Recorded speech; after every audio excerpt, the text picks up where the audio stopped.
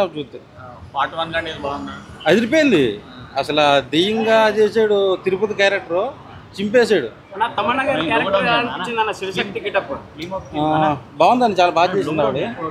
So overall గా చూసుకుంటే cinema మంచి దెబ్బ పటేల్ గారి క్యారెక్టర్ ఆవిడ చాలా లెంత్ తక్కువ ఉంది, 2-3 సీన్లకి అంకితం. కానీ ఈ సినిమాతో తమన్నా మూసుకున్న థియేటర్లు కూడా ఓపెన్ చేయబోతుంది. మంచి కంటెంట్ ఉన్న సినిమా, చాలా బాగా ఆడుతుంది. వశిష్ఠ గారు ఎలా చేశారన్న?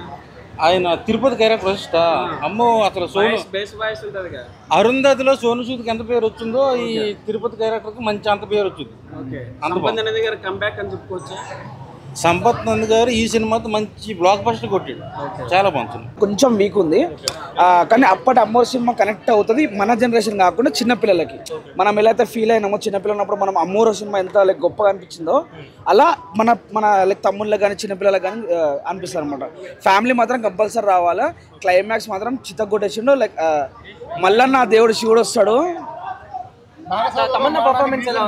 She completely nailed it. Like starting లో కొంచెం డైజెస్ట్ కాదు, లైక్ సినిమా త్రూ అవుట్ ఆమె లేదు. Like second half first half climax లో ఉంటుంది.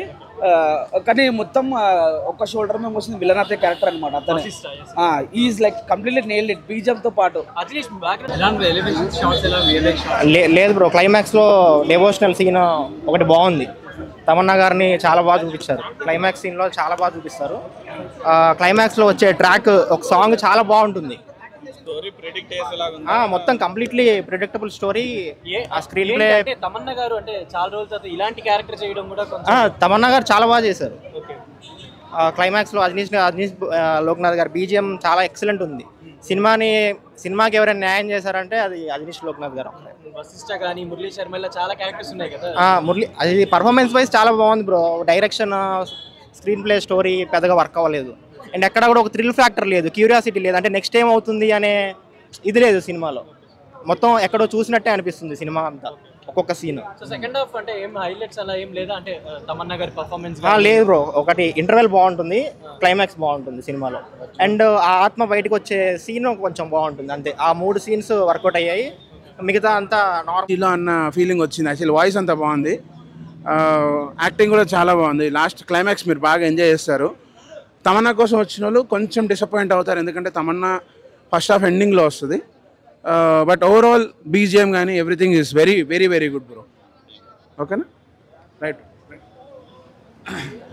ఇప్పుడు దాకా చాలా హర్రర్ మూవీస్, థ్రిల్లర్ మూవీస్ వచ్చాయి, కానీ ఇదైతే వేరే లెవెల్. అసలు సంపత్ నంది గారు ఫస్ట్ పార్ట్ ఎలా తీశారో కానీ దానికి మించి తీశారనమాట. విజువల్ ఎఫెక్ట్స్ కానీ, బ్యాక్గ్రౌండ్ మ్యూజిక్ కానీ, ఒక్కొక్క ఎపిసోడ్ చాలా చాలా ఎక్సైటింగ్గా ఫీల్ అవుతారు. ఆ దైవత్వాన్ని అయితే చాలా బాగా చూపించారనమాట. శివుడి గురించి ది బెస్ట్ మూవీ అనమాట.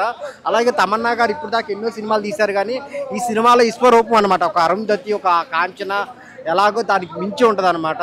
సో క్లైమాక్స్లో అయితే చాలా బాగుంటుంది అనమాట, విశ్వరూపమే అనమాట. సో బ్యాక్గ్రౌండ్ మ్యూజిక్ అయితే వేరే లెవెల్. చాలా అంటే ఒక్కొక్క సీను అసలు చాలా అంటే చాలా బాగుంటుంది అనమాట. చూస్తున్నంతసేపు చాలా ఎంజాయ్ చేస్తారు.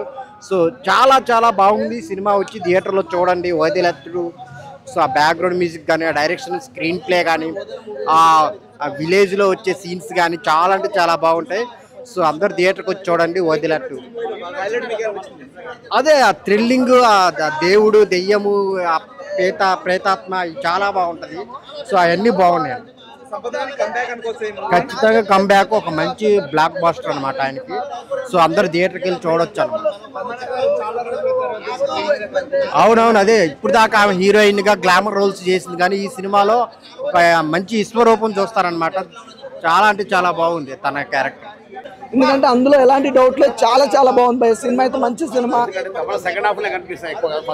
ఫస్ట్ హాఫ్ ఇంటర్వెల్ బిఫోర్, కొద్దిసేపు ఇంకో 10 minutes అయితే ఇంటర్వెల్ బిఫోర్ అనగా తను ఇంట్రడక్షన్ అవుతుంది. ఆ ఇంట్రడక్షన్ కానీ ఎవ్రీథింగ్ చాలా బాగుంది.